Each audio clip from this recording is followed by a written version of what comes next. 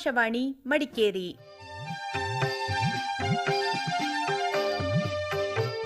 ಕಥಾಲಹರಿ ಪುಸ್ತಕಗಳ ಬಾನುಲಿ ಓದು. ಕೇಳಿ ಕಾಕೆಮಾನಿ ಅವರ ಅನುಭವ ದಾಖಲೆಗಳ ಬೇಟೆ ನೆನಪು ಪುಸ್ತಕದ ಓದು. ಕೇಳುಗರೆ, ಬೇಟೆ ನೆನಪು ಕಾಡಿನ ಅನುಭವಗಳ ಒಂದು ವಿಸ್ಮಯ ನೆನಪುಗಳನ್ನು ದಾಖಲಿಸಿ ಕಾಕೆಮಾನಿ ಅವರು ನೀಡಿದ್ದಾರೆ. ಇಂದು ಬೇಟೆ ನಿಷಿದ್ಧ, ಆದರೆ ಅಂದು ರೋಚಕತೆಯ, ಪೌರುಷದ ಮತ್ತು ಪಾರಿತೋಷಕದ ಕೃತ್ಯವಾಗಿತ್ತು. ಆಗಿನ ನೆನಪುಗಳು ಇಂದು ಓದಿದರೆ ಕಾಡಿನ ವಿಸ್ಮಯ ಲೋಕದ ಒಳಗೆ ಸಂಚರಿಸಿದಂತಹ ಅನುಭವ ಆಗಬಹುದು. ಹಾಗಾಗಿ ಕಾಕೆಮಾನಿಯವರ ಕಾಡಿನ ಬಿಡಿ ಬಿಡಿ ಅನುಭವಗಳನ್ನು ನಿಮಗೂ ಉಣಬಡಿಸುತ್ತಿದ್ದೇವೆ. ಇಂದಿನಿಂದ ಈ ಸರಣಿ ಪ್ರಾರಂಭವಾಗುತ್ತಿದೆ. ನಿರೂಪಕನ ಪ್ರಸ್ತುತಿಯೊಂದಿಗೆ ಈಗ ಕೇಳಿ. ಕಾಡಿನಲ್ಲಿ ಒಂದು ಅನುಭವ. ಕೊಡಗಿನ ಅರಣ್ಯಗಳಲ್ಲಿದ್ದ ಕಾಡು ಪ್ರಾಣಿಗಳೆಲ್ಲ ಈಗ ಪಟ್ಟಣಗಳಿಗೆ ವಲಸೆ ಹೋಗಿವೆ ಎಂದು ನನ್ನೊಬ್ಬ ಬೇಟೆಗಾರ ಸ್ನೇಹಿತನ ಅಂಬೋಣ. ಕಾರಣ, ಇದ್ದ ಕಾಡುಗಳೆಲ್ಲ ಭೂರಹಿತರಿಗೆ, ನಿರಾಶ್ರಿತರಿಗೆ, ವ್ಯವಸಾಯಕ್ಕೆ ಎಂದು ಯಾವುದೋ ಕಾರಣಗಳಿಂದ ಕೊಡಲ್ಪಟ್ಟ ಪ್ರದೇಶವೆಲ್ಲ ಮೈದಾನವಾಗಿರುವಾಗ ಪ್ರಾಣಿಗಳಿಗೆ ತಲೆಮರೆಸಿಕೊಳ್ಳಲು ಒಂದು ಸ್ಥಾನ ಬೇಕಲ್ಲವೇ? ಇಂದು ಉಳಿದಿರುವ ಕಾದರಿಸಲ್ಪಟ್ಟ ಅರಣ್ಯಗಳ ತುಣುಕುಗಳಲ್ಲಿ, ವನ್ಯಜೀವಿ ಸಂರಕ್ಷಣಾ ಕೇಂದ್ರಗಳಲ್ಲಿ ಅಳಿದುಳಿದ ಪ್ರಾಣಿಗಳು ಅತ್ತ ದರಿ ಇತ್ತ ಪುಲಿ ಎಂಬ ಭೀತಿಯಿಂದಲೇ ದಿನೇ ದಿನೇ ನಾಶವಾಗುತ್ತಿವೆ. ಕಾರಣ, ಅಲ್ಲಿಯೂ ಆ ಪ್ರಾಣಿಗಳಿಗೆ ಕಳ್ಳ ಬೇಟೆಗಾರರಿಂದ ಪ್ರಾಣಭಯ ತಪ್ಪಿದ್ದಲ್ಲ. ಯಥೇಚ್ಛವಾಗಿರುತ್ತಿದ್ದ ಹುಲಿ, ಕರಡಿ, ಚಿರತೆಗಳು ಈಗೆಲ್ಲಿ ಮಾಯವಾದವು? ಕರ್ನಾಟಕ ರಾಜ್ಯದಲ್ಲಿ ಬರೆ 28, ಬಂಗಾಳದಲ್ಲಿ ಬರೆ 40 ಹುಲಿಗಳಿವೆ ಎಂದರೆ ಅವುಗಳನ್ನು ಸಂರಕ್ಷಿಸುವ ಜಟಿಲ ಪ್ರಶ್ನೆಯ ಅರಿವಾದೀತು. ಆದರೆ ಅಂದಿನ ಮಾತೇ ಬೇರೆ. ಪ್ರಾಣಿಗಳೆಲ್ಲ ಅಂದು ಅರಣ್ಯಗಳಲ್ಲೇ ನಿರಾತಂಕವಾಗಿ ವಾಸಿಸುತ್ತಿದ್ದವು. ಬ್ರಿಟಿಷರ ಖಾರವಾದ ಕಾನೂನಿನ ರಕ್ಷಣೆ ಅವಕ್ಕಿತ್ತು. ಮೀಸೆ ಹೊತ್ತವರೆಲ್ಲ ಬಂದೂಕ ಹೊರಬಹುದೆಂಬ ಕಾನೂನಿರಲಿಲ್ಲ. ಬಂದೂಕ ಇಟ್ಟುಕೊಳ್ಳಲು ಲೈಸೆನ್ಸ್ ಕೊಟ್ಟರೂ ಬೇಟೆಗೆ ಬೇರೆ ಲೈಸೆನ್ಸ್ ಬೇಕೇ ಬೇಕಿತ್ತು. ಅದು ಕೂಡ ವ್ಯಕ್ತಿಗಳನ್ನು ನೋಡಿ, ಆತನ ಸ್ಥಾನಮಾನ, ಅಂತಸ್ತು ಅಳೆದು ಪರವಾನಗಿ ಕೊಡಲ್ಪಡುತ್ತಿತ್ತು. ಅಂತಹ ಕಾಲದಲ್ಲಿ ಒಮ್ಮೆ ನಾವು ಕೆಲವು ಜನ ಸ್ನೇಹಿತರು ಬೇಟೆಯ ಕಾರ್ಯವೊಂದನ್ನು ರೂಪಿಸಿದೆವು. ದಿನವಹಿ ತಮ್ಮದೇ ಜೀವನದ ಹೋರಾಟದಲ್ಲಿ ಬೆಂದು ನೊಂದು ಬಸವಳಿದ ಜೀವಕ್ಕೆ ಕಾಡಿನಲ್ಲಿ ಕಾಡಾಡಿಯಾಗಿ ಅಲೆದು ಸಿಗುವ ಶಾಂತಿಯೆಷ್ಟು, ನೆಮ್ಮದಿಯೆಷ್ಟು?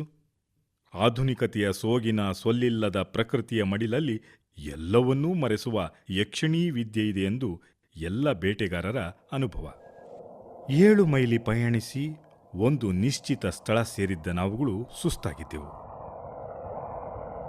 ನಾನು ಊರಿಂದ ಹೊರಟಾಗ ನಮ್ಮ ಸ್ನೇಹಿತರೊಬ್ಬರ ತುಂಬು ಗರ್ಭಿಣಿ ನಾಯಿಯೊಂದು ನಾವು ಹಿಂದು ಕೂಡಿಸಲು ಎಷ್ಟು ಪ್ರಯತ್ನಿಸಿದರೂ ಛಲ ಬಿಡದೆ ನಮ್ಮೊಡನೆ ಬಂದಿತ್ತು. ಹೊಳೆಯ ದಂಡೆಯಲ್ಲಿದ್ದ ದೊಡ್ಡ ಬಂಡೆಯಡಿಯಲ್ಲಿ ನಮ್ಮ ಸಾಮಾನುಗಳನ್ನು ಇಟ್ಟು ಹೊಳೆಯಲ್ಲಿ ಕೈಕಾಲುಗಳನ್ನು ತಂಪು ಮಾಡಿ ಮರಳಿದಾಗ ಅಡಿಗೆಯವನು ಎಲ್ಲರಿಗೂ ಮೊಸರ ಒಲಕ್ಕಿ ಮತ್ತು ಕುಡಿಯಲು ನೀರು ಕೊಟ್ಟ. ಕಾಡಿನಲ್ಲಿ ಎಂತಹ ಕೃಪಣನೇ ಆಗಲಿ, ಒಂದಕ್ಕೆರಡು ನುಂಗುತ್ತಾನೆಂದು ಬೇಟೆಗಾರರ ಅನುಭವ. ಅವಲಕ್ಕಿ ತಿಂದು ದಣಿವಾರಿಸಿದ ನಾವು ಇನ್ನು ಮುಂದಿನ ಕಾರ್ಯಕ್ರಮವನ್ನು ರೂಪಿಸಿಕೊಂಡೆವು. ಆ ಬಂಡೆಯಡಿ ತುಂಬ ಅಚ್ಚುಕಟ್ಟಾದ ಸ್ಥಳವಾದ್ದರಿಂದ ಅದು ನಮ್ಮ ಮುಖ್ಯ ಠಾಣೆಯಾಯಿತು. ಹರಟುತ್ತಾ ರಾತ್ರಿ ನಾವು ಊಟ ಮಾಡುತ್ತಿದ್ದಾಗ ನಮ್ಮೊಡನಿದ್ದ ನಾಯಿಯು ನದಿಯ ದಡದಲ್ಲಿ ಸುತ್ತುತ್ತಿದ್ದುದು ಬೊಗಳುತ್ತಾ ಹೆದರಿ ನಮ್ಮತ್ತ ಓಡಿ ಬಂದಿತ್ತು. ಬಂದ ನಾಯಿ ಅದರ ಯಜಮಾನನ ಕಾಲು ಸಂದಿಯಲ್ಲಿ ನಿಂತು ನಡುಗುತ್ತಾ ಗುರುಗುಟ್ಟುತ್ತಿತ್ತು. ಅದು ಯಾವುದೋ ಪ್ರಾಣಿಯನ್ನು ಕಂಡು ಹೆದರಿರಬೇಕೆಣಿಸಿದ ನಮ್ಮವರಲ್ಲೊಬ್ಬರು ಕೋವಿ ಹೊತ್ತು ಬ್ಯಾಟರಿ ಚಿಮುಕಿಸುತ್ತಾ ನಾಯಿ ಬಂದತ್ತ ಕಡೆ ಪರೀಕ್ಷಿಸಿದರು. ಆದರೆ ಯಾವುದೇ ಪ್ರಾಣಿಯ ಸುಳಿವು ಕಾಣದ ಅವರು ಕುಕ್ಕಲ ನಾಯಿ ಎಂದು ಬೈದು ಸುಮ್ಮನಾದರು. ಆ ರಾತ್ರಿ ಇಬ್ಬರನ್ನುಳಿದು ಮಿಕ್ಕೆಲ್ಲ ಜನರು ಕಾಡು ಸುತ್ತುವುದೆಂದು ತೀರ್ಮಾನವಾಗಿತ್ತು. ತೀರ್ಮಾನದಂತೆ ನಾನು ಮತ್ತು ನಾಯಿ ಯಜಮಾನ ಹಾಗೂ ಅಡಿಗೆಯವ ಬಂಡೆ ಅಡಿಯಲ್ಲಿ ಉಳಿಯುವಂತಾದೆವು. ಅಡಿಗೆಯವ ಈ ವ್ಯವಸ್ಥೆಯಾಗುವ ಹೊತ್ತಿಗೆ ಮಲಗಿ ನಿದ್ರೆ ಹೊಡೆಯುತ್ತಿದ್ದ. ಆತನ ಸಹಾಯಕ ಬೇಟೆಗಾರರ ಜತೆ ಕಾಡು ತುಳಿಯಲು ಹೊರಟ. ನಾನು, ನಾಯಿ ಯಜಮಾನ ಇಬ್ಬರೂ ತರಗೆಲೆಗಳಿಂದ ಮಾಡಿದ ಮೆತ್ತನೆಯ ಹಾಸಿಗೆಯಲ್ಲಿ ಬಿದ್ದು ಏನೇನೋ ಹರಟುತ್ತಿದ್ದೆವು. ನಾಯಿಯು ಬೆಂಕಿಯ ಹತ್ತಿರ ಕೂತು ತೂಕಡಿಸುತ್ತಿತ್ತು. ಕಾಡು ಹರಟೆಯೆಲ್ಲ ಕೊನೆಗೊಂಡಾಗ 11 ಗಂಟೆ ಆಗಿರಬೇಕು. ನಮ್ಮ ಸುತ್ತ ಅಂಧಕಾರ ಕವಿದಿತ್ತು. ಆಕಾಶದಲ್ಲಿ ಅಸಂಖ್ಯಾತ ನಕ್ಷತ್ರಗಳು ಮಿನುಗುತ್ತಿದ್ದವು. ಹೊಳೆಯ ಆಚೆಯ ದಡದಲ್ಲಿ ಒಂದು ಆನೆ ಗೀಳಿಡುತ್ತಿತ್ತು. ಹತ್ತಿರದ ಹೊಳೆಯಲ್ಲಿಯ ಕಪ್ಪೆಗಳು ಒಟಗುಟ್ಟುತ್ತಿದ್ದವು. ಇಂತಹ ಸಂದರ್ಭದಲ್ಲಿ ನಿದ್ರೆಯಾದರೂ ಹೇಗೆ ಬಂದಿತು? ನನ್ನ ಸ್ನೇಹಿತರು ನಿಶ್ಚಿಂತರಾಗಿ ಗೊರಕೆ ಹೊಡೆಯುತ್ತಿದ್ದರು. ನಿದ್ರೆ ಬಾರದ ನಾನು ಯಾವುದೋ ಹುಚ್ಚು ವಿಚಾರಗಳನ್ನು ಚಿಂತಿಸತೊಡಗಿದೆ. ಈ ಪ್ರಕೃತಿಯ ಮಡಿಲಲ್ಲಿ ಮನುಷ್ಯನೆಷ್ಟು ಅಲ್ಪಪ್ರಾಣಿ. ಅದರ ಅಗಾಧ ಶಕ್ತಿಯ ಮುಂದೆ ಗಣನೆಗೆ ಬಾರದ ಈತನಾದರೂ ಪ್ರಕೃತಿಯನ್ನೇ ಜಯಿಸ ಹೊರಟಿದ್ದಾನೆ. ಎಲ್ಲವನ್ನೂ ಒಂದು ತೆಂಗಿನಕಾಯಿ ಗಾತ್ರದ ತಲೆಯೊಳಗೆ ತೂರಿ ತಾನು ಸರ್ವಜ್ಞನೆಂದು ಎದೆ ತಟ್ಟುತ್ತಿದ್ದಾನೆ. ತನ್ನ ಚಾಣಕ್ಯ ಬುದ್ಧಿಯ ಅಜೇಯ ಶಕ್ತಿಯ ಮುಂದೆ ಎಲ್ಲವೂ ಮಣಿಯುತ್ತಿವೆ ಎಂದು ಭ್ರಮಿಸಿ ಪ್ರಕೃತಿಯನ್ನು ವಿವಿಧ ಹಂತದಲ್ಲಿ ತಾನೆಂದಂತೆ ಕುಣಿಸಲು ಅನುದಿನ ಶ್ರಮಪಡುತ್ತಿದ್ದಾನೆ. ಇಂದು ಆತನು ತುಳಿಯುತ್ತಿರುವ ದಾರಿ, ಅಳವಡಿಸಿಕೊಂಡ ಧ್ಯೇಯ ಧೋರಣೆಗಳೆಲ್ಲವೂ ಆತನ ಸಂತೋಷಕ್ಕಾಗಿ ಮತ್ತು ಸುಖಕ್ಕಾಗಿಯಾದರೂ ಇಂದು ವಿಜ್ಞಾನದ ದಾರಿಯಲ್ಲಿ ಸುಖದ ಮರೀಚಿಕೆಯ ಬೆನ್ನು ಹತ್ತಿ ಇಷ್ಟು ಮುಂದುವರೆದಿದ್ದೇನೆಂದುಕೊಂಡರೂ ಆತನಿಗೆ ಸುಖವಿದೆಯೇ? ಶಾಂತಿಯಿದೆಯೇ? ಆತನ ದೃಷ್ಟಿ ಒಂದೇ, ಸ್ವಾರ್ಥ. ಇಂದು ನಾವು ಈ ಅರಣ್ಯಕ್ಕೆ ನುಗ್ಗಿ ಆಯುಧ ಹಿಡಿದು ಯಾರಿಗೂ ಯಾವ ವಿಧದಲ್ಲೂ ತೊಂದರೆ ಕೊಡದೆ ಬಾಳುತ್ತಿರುವ ಈ ಪ್ರಾಣಿಗಳ ವಧೆಗೇಕೆ ಬಂದೆವು? ಕೊಲ್ಲುವುದಕ್ಕೆ? ಮನುಷ್ಯನ ಮಾನಸಿಕ ಮಟ್ಟ ಅದೆಷ್ಟು ಪಾತಾಳಕ್ಕಿಳಿದಿದೆ! ಹೀಗೆ ಏನೇನೋ ಬಿಡಿಸಲಾರದ ನನ್ನ ಬುದ್ಧಿಗೆಟುಕದ ವಿಚಾರಗಳನ್ನು ಚಿಂತಿಸುತ್ತಿದ್ದಾಗಲೇ ಬೆಂಕಿಯ ಮುಂದೆ ಕೂತು ತೂಕಡಿಸುತ್ತಾ ಇದ್ದ ನಾಯಿ ಬೆಚ್ಚಿ ವಿಕಾರ ಧ್ವನಿ ಮಾಡುತ್ತಾ ನಾವು ಮಲಗಿದ್ದತ್ತ ಅಂಬಿನಂತೆ ನುಗ್ಗಿತು. ನಾನು ದಡಬಡಿಸಿ ಎದ್ದು ನನ್ನ ಪಕ್ಕದಲ್ಲಿದ್ದ ಲೈಟನ್ನು ಹೊತ್ತಿಸಿದೆ. ಬೆಂಕಿಗೆ ಸುಮಾರು 4 ಗಜ ದೂರದಲ್ಲಿ ಚಿರತೆಯೊಂದು ನನ್ನತ್ತ ತಲೆ ಎತ್ತರಿಸಿ ನೋಡಿ ಮಿಂಚಿನಂತೆ ಮಿನುಗಿ ಮಾಯವಾಯಿತು. ಚಿರತೆಗಳ ಚಾಳಿಯೇ ಹಾಗೆ.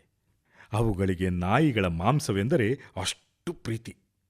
ತನ್ನ ಜೀವವನ್ನು ಪಣವಾಗಿಟ್ಟು ಛಲ ಹಿಡಿದು ನಾಯಿಗಳನ್ನು ಹಿಡಿದು ತಿಂದ ದಾಖಲೆಗಳಿವೆ. ಒಮ್ಮೆ ಒಬ್ಬ ಶಿಕಾರಿಯ ನಾಯಿಯನ್ನು ಕಂಡ ಚಿರತೆಯು ರಾತ್ರಿ ಇಡೀ ಆ ನಾಯಿಗಾಗಿ ಪೇಚಾಡಿ ನಾಯಿಯು ಮನೆಯೊಳಗಿಂದ ಹೊರಬರದಿದ್ದರಿಂದ ಮನೆಯ ಮಾಡಿನ ಮೇಲೇರಿ ಅವಿತಿದ್ದು ಬೆಳಗಾದಾಗ ಚಿರತೆಯ ಹೆದರಿಕೆಯಿಲ್ಲವೆಂದಾಗ ಯಜಮಾನನೊಡನೆ ಹೊರಬಂದ ನಾಯಿಯನ್ನು ಬಲಿ ತೆಗೆದುಕೊಂಡು ಕೊಂಡೊಯ್ದ ದಾಖಲೆಗಳು ಇದನ್ನೇ ಹೇಳುತ್ತವೆ. ನಾಯಿಗಳನ್ನು ಕಂಡರೆ ಚಿರತೆ ಯಾವ ರೀತಿಯಿಂದಲಾದರೂ ಅದನ್ನು ಬಲಿ ತೆಗೆಯದೆ ಬಿಡದೆಂದು ನನ್ನ ಅನುಭವವಿದ್ದುದರಿಂದ ಎಚ್ಚರವಾಗಿದ್ದ ನಾಯಿಯ ಯಜಮಾನನಿಗೆ ನಿನ್ನ ನಾಯಿಗೆ ಉಳಿಗಾಲವಿಲ್ಲವೆಂದು ಹೇಳಿದೆ. ಆದರೂ ನಾಯಿಯನ್ನು ಹತ್ತಿರ ಸೇರಿಸಿಕೊಂಡು ರಾತ್ರಿ ಇಡೀ ಚಿರತೆಗಾಗಿ ಕಾದೆ. ಆದರೆ ಚಿರತೆಯ ಸುಳಿವು ದೊರೆಯಲಿಲ್ಲ. ಕಾಡು ಸುತ್ತಲೂ ಹೋದವರು ಮರಳಿದರು. ಸಣ್ಣ ಪುಟ್ಟ ಪ್ರಾಣಿಗಳನ್ನು ಕೊಂದು ತಂದಿದ್ದ ಅವರು ಅದನ್ನು ಮಾಂಸ ಮಾಡುವುದರಲ್ಲಿ ಮಗ್ನರಾದರು. ಸೂರ್ಯೋದಯವಾಗುತ್ತಿತ್ತು.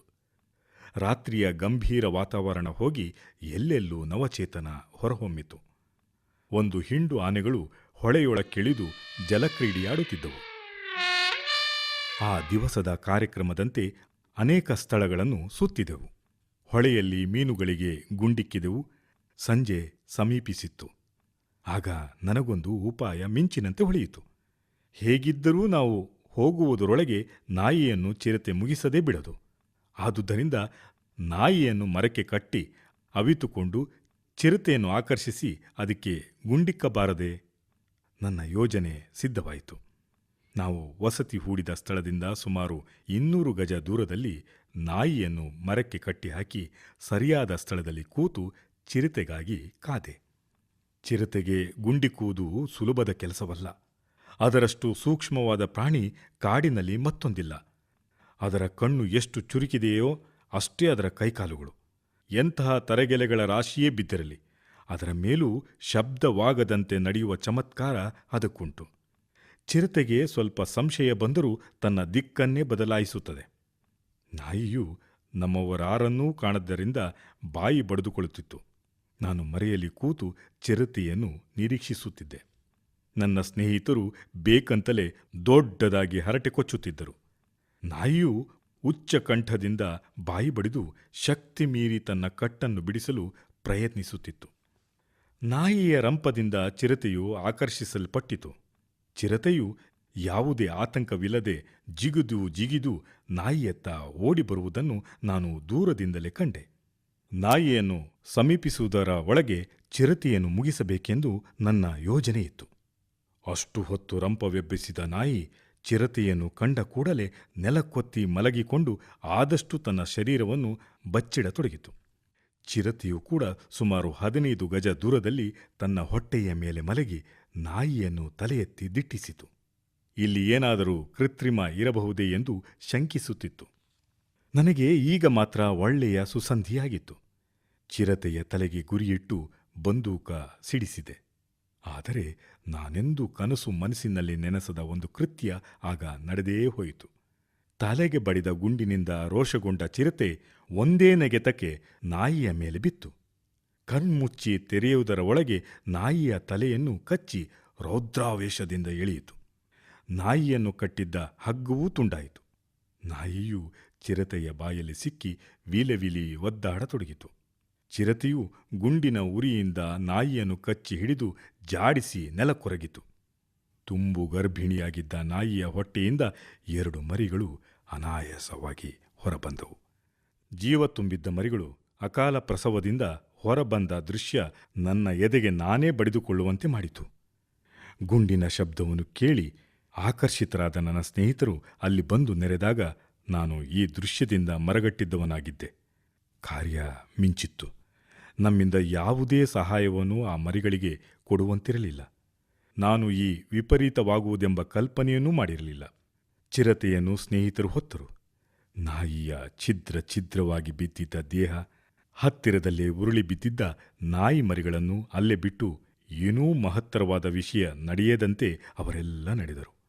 ಆದರೆ ನನಗೆ ಅಲ್ಲಿಂದ ಕಾಲು ಕೀಳಲು ಸಾಧ್ಯವಾಗದೆ ದುಃಖದಿಂದ ಅವರನ್ನು ಹಿಂಬಾಲಿಸಿದೆ.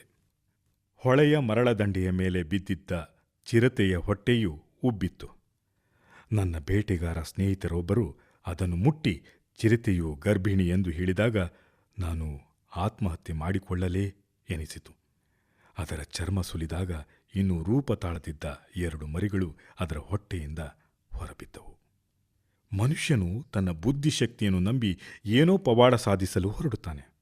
ಆದರೆ ಕೆಲವೊಮ್ಮೆ ಯಾವುದೋ ಅಗೋಚರ ಶಕ್ತಿಯ ಕೈಚಳಕದಿಂದ ಜೀವನ ಪರ್ಯಂತ ಪಶ್ಚಾತ್ತಾಪ ಪಡಬೇಕಾದ ಫಲವುಣ್ಣಬೇಕಾಗುತ್ತದೆ. ಅಂದು ನಡೆದು ಹೋದ ಅನಿರೀಕ್ಷಿತ ಘಟನೆ ಒಂದು, ಆದತ್ತೇ ಮತ್ತೊಂದು. ನನ್ನ ಜೀವನದಲ್ಲಿ ಇಂತಹ ಘಟನೆಗಳು ಅಡಿಗಡಿಗೆ ನನಗರಿವಿಲ್ಲದೆಯೇ ಎಷ್ಟೋ ನಡೆದು ಹೋಗಿವೆ. ಆಗ ನನ್ನಲ್ಲಿರುವ ಮನುಷ್ಯ ಬುದ್ಧಿ ಜಾಗೃತವಾಗಿ ಅಯ್ಯೋ ಎಂದು ಮರುಕಪಟ್ಟಿದ್ದರೂ ಸ್ಮಶಾನ ವೈರಾಗ್ಯ, ಪ್ರಸವ ವೈರಾಗ್ಯಗಳಂತೆ ದಿನಗಳೆದಂತೆ ಅದರ ನೋವು ಮಾಸಿ ಅಂತಹುದೇ ಕೆಲಸವನ್ನು ಅದಾವುದೋ ಪ್ರಾಣಿಬುದ್ಧಿ ನನ್ನಿಂದ ಮಾಡಿಸಿ ತೃಪ್ತಿಪಟ್ಟುಕೊಂಡಿದೆ. ಇಂದು ಹಚ್ಚ ಹಸುರಾಗಿಯೇ ಉಳಿದಿರುವ ಇಂತಹ ಅನುಭವಗಳು ನನ್ನ ಜೀವಕ್ಕೊಂದು ದಾರಿದೀಪವಾದಿತ್ತೆಂದು ಆಶಿಸಿದರೂ ನನ್ನಲ್ಲಿ ಪ್ರಾಣಿಬುದ್ಧಿಯೇ ಗೆದ್ದು ಇಂದೂ ಬಂದೂಕು ಹಿಡಿಯುತ್ತಿದೆ. ಇದುವರೆಗೆ ಕಾಕೆಮಾನಿಯವರ ಅನುಭವ ದಾಖಲೆಗಳ ಬೇಟೆ ನೆನಪು ಪುಸ್ತಕದ ಓದನ್ನು ಕೇಳಿದಿರಿ.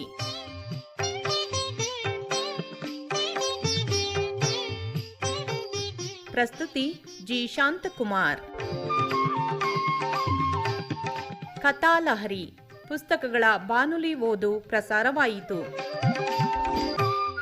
ಕಾರ್ಯಕ್ರಮ ಆಕಾಶವಾಣಿ ಮಡಿಕೇರಿ ಕೇಂದ್ರದಿಂದ ಮೂಡಿಬಂತು.